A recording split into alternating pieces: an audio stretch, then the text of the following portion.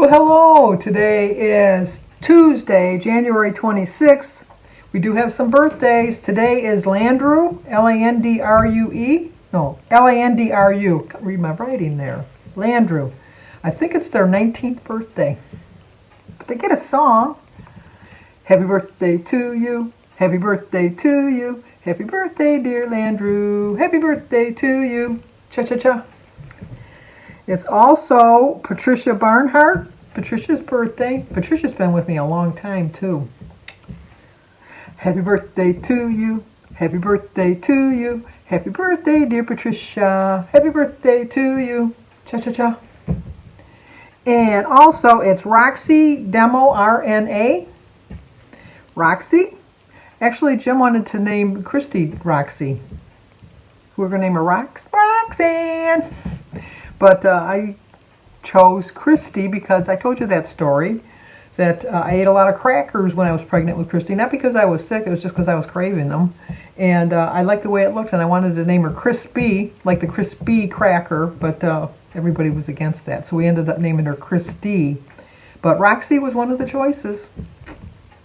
Happy birthday to you. Happy birthday to you. Happy birthday, dear Roxy. Happy birthday to you. Cha-cha-cha. Well, I hope all three of you have a great day. We did get a little bit of snow, probably a little over an inch. We were supposed to get 4 to 6 inches. I never trust them when we say it. Detroit got a lot more than I did. You know, I'm about 15 minutes north of Detroit, 15, 20 minutes, maybe 20 minutes north of Detroit. So they got all the snow. It's fine with me. I got just enough to look at. I can't walk, though. I got to get out walking. I really do. I have to figure out a plan for the walking. But like I said, as far as my kids, Jimmy was always going to be James Emmanuel because Jim's James Emmanuel the third, and so Jimmy was going to be the fourth. Jim was devastated, let me tell you, devastated when he named him David James instead of James Emmanuel. He really thought that David was going to be the fifth. And Jimmy just wanted to nip it in the bud right then, so he stopped that. But if he would have been a girl, he was going to be Jennifer Marie. But I knew the whole pregnancy. I knew he was a boy. I just knew he was a boy. And then I had a pregnancy between him and Danny, and I lost that one, which was a boy, but I never picked out a name. Although I was due on December 19th, and so every December 19th I sing a little happy birthday song to my baby that's up in heaven. And then Danny came along, and Danny was going to be Lisa Marie, not because of Elvis's daughter. It's just like I like the name Lisa. I really did like the name Lisa. Or he was going to be Chad Gregory. Danny, I was 10 months pregnant with Danny. So if Danny would have been born on time, he would have been named Chad Gregory. I know for a fact when I got pregnant with Danny, because Jim and I had gone on a honeymoon, or not a honeymoon, but like a bowling trip, and we were in Canada, and we treated it like a honeymoon. And then when we got back, Jim had to work out of town for a month. It was almost 6 weeks he was out of town. And so I know I got pregnant in Canada, so I always tell Danny he's a Canuck. We always say he's Canadian. But so I was originally due with Danny March 23rd, and we induced labor on April 18th because, no. And actually, when I almost lost Danny at the beginning because I was having some complications, and when I went to the doctor had told me, you just need to go home and just rest in bed. But I'm going to be honest with you, you're probably going to lose this pregnancy again, because I had already lost the one before that. He says, I think you're going to lose this pregnancy. But, try to, stay calm, stay in bed, try not to do anything. I took to the bed like you would not believe. I got up just to go pee. I just never got out of the bed. Jim brought me all my meals, and I was so sure that I was going to lose the baby, and I was determined. Deep prayer, because prayer really works. And I just prayed that God didn't take another baby away from me. And so when the 25th came and he wasn't coming, and I thought, well, okay. And then the 30th came and he wasn't coming, and I thought, well, he's a couple days late. And then when it came the 7th of April and he wasn't coming, okay, now I'm thinking back to the beginning where I was having all the complications, and I'm thinking, oh, there's something wrong with the baby. Something's going to be wrong. And then the 15th came and he still wasn't coming. And so I went to the doctors on that 15th, I went to the doctor's, and it was a Friday. Was it a Friday? Yeah, it was a Friday. And he told me that if I hadn't had the baby by Monday, we were going to induce labor. And Monday came along. I called him in the morning. This baby's not coming. So we went to the hospital. We were picking up a brand new car that day. We were getting a 1977 Chevy Monte Carlo. And they gave me the shot to bring on the labor. And then Jim had told him, well, we had an appointment to pick up a car. And the doctor said, you got plenty of time. Plenty of time. You can go pick up the car. And should be fine. And so Jim left. They gave me the shot to induce labor at just a little bit before 10 o'clock in the morning. And Jim left right away, right after I got the shot. And at 10:11, Danny was born. Jim was not there. But in the whole 3 or 4 weeks, I just kept thinking, maybe this is a jinxie name, Chad Gregory, I don't know. And then I was coming out of the bathroom. I always tell Danny, I was coming out of the bathroom, and I came into the living room, and I told Jim, Daniel Edward. I've come up with Daniel Edward. And so that's how we named Danny. And like I said, Christy was born, and I never had labor. Well, I had one labor pain with Jimmy, and they had to, I always say put me to sleep like I'm a horse. But, they sedated me. That's a better way of saying it. They sedated me, and then they woke me up just before he was born. So I didn't really have any labor pains with him. Danny came so quick, I don't even remember having a labor pain. And then Christy, I was having some cramps. They were crampy. And she was due March 4th. And it was March 11th. It was like a week late. Now, I've already gone a month for Danny before that, so I'm thinking, well, that's not anything to worry about. And so I was like brushing my teeth, and I go, oh, and then Mary says, what's the problem? I go, oh, I just got this cramp. She says, you're having the damn baby. And I said, no, I'm not. I'm not having it. She says, you're a week late. You're having the baby. And I go, I am not having the baby. So she called Jim to work. They had a trailer. They got him in the work trailer. And Jim says, just bring her to the hospital. So I'm going to leave right now because I'm not going to miss this birth either because I haven't heard the end of it for the other two. So we got to the hospital at 9:30, and I went right up to the floor. I didn't go through the emergency room. I just went right up to the floor. And they said, well, no, you got to go through the emergency room. And I go, well, I'm already here. And then I had another, doubling over cramp. And they said, well, we'll examine you. And then they come in and they go, oh, my gosh, you're in labor. And I go, duh, I think so. So I had this massive, the only labor pain I've ever had in my whole life. Oh, my gosh, if that would have been with my first child, I don't think I would have had any more children. It was painful, let me tell you. So Christy was a natural birth because we didn't have time to give me anything. And I got there at 9:30, and Christy was born at 9:43. So she was quick, too. And then the doctor, she has a birthmark on the base of her spine, just above the crack of her ass. And it's some kind of birthmark that sounds like a mongoloid, but it's not a mongoloid. Well, when the doctor told me, you have a perfect baby, the only thing is that and I heard the only thing is she's a mongoloid. Back then, that's what they called Down's syndrome babies. They called them mongoloids, which is an awful, awful, awful, awful term. But anyway, so he walked out, and I called my mother. I says, oh my gosh, she's a mongoloid. My mother come right over and talked to the doctor. The doctor come in, and they calmed me down. Said, no, that's the name of the birthmark she has. So I said, oh, okay. So anyway, those are my stories, I guess, for today. But I'm back on track again today. I stayed really, really on plan. I'm having really good vibes, good positive thoughts, and it's just so strange that when you really got your mind in it, when you really got your mind on the plan, how well you can do. And I realize it's only my second day. I'm not going overly confident in myself and my abilities to stay on track, but 2 days in a row, I've stuck to it. So I'm really proud of that fact that for 2 days in a row, I've stuck to it, and I think I'm doing really well. But I know it's not because I don't have a certain little goal. I do have a goal. I am not a goal maker, or I'm not a goal keeper, I should say.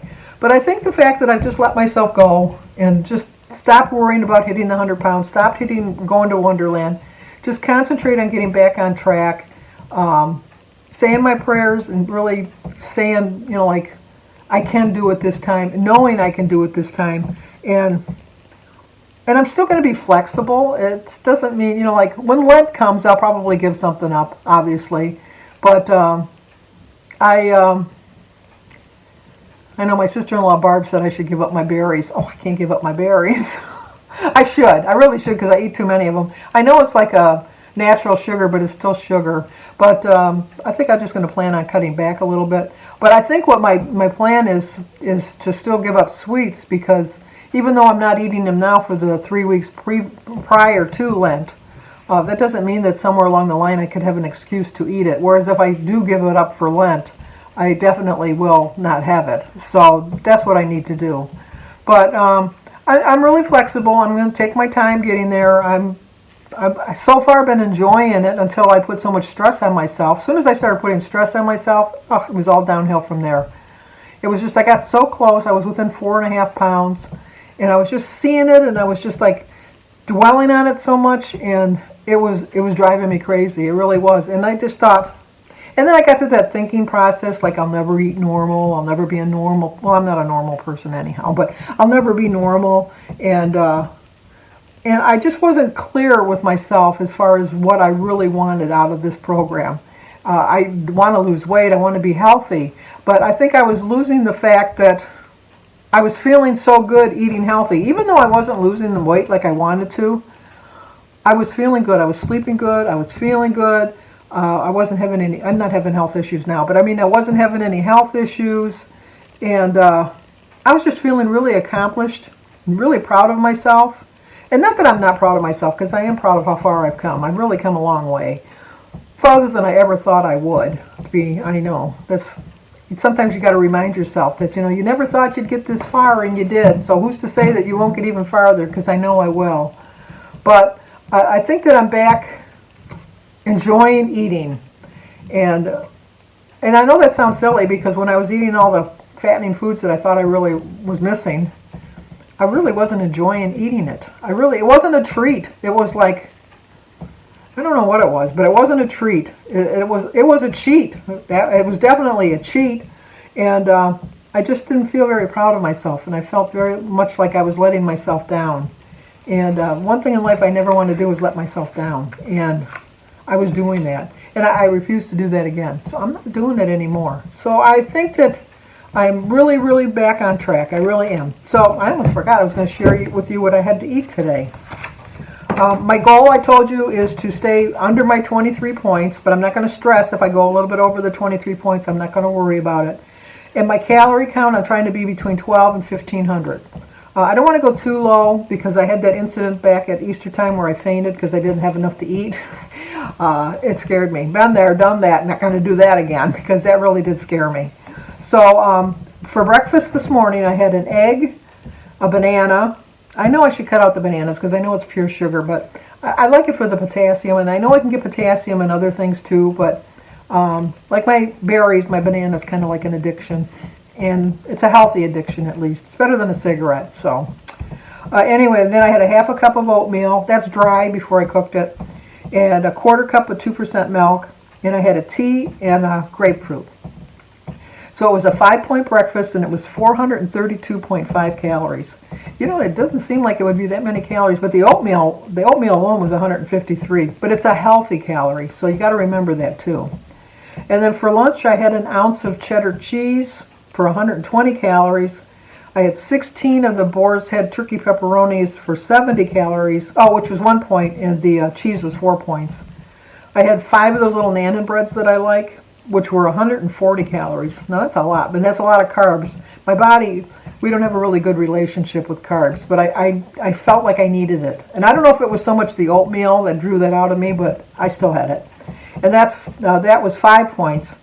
And then I had 2 tablespoons of my Mexicali dip, which was 70 calories, which was 3 points for 2 tablespoons. And I had a sugar-free lime jello for 10 points, and then I had a glass of water.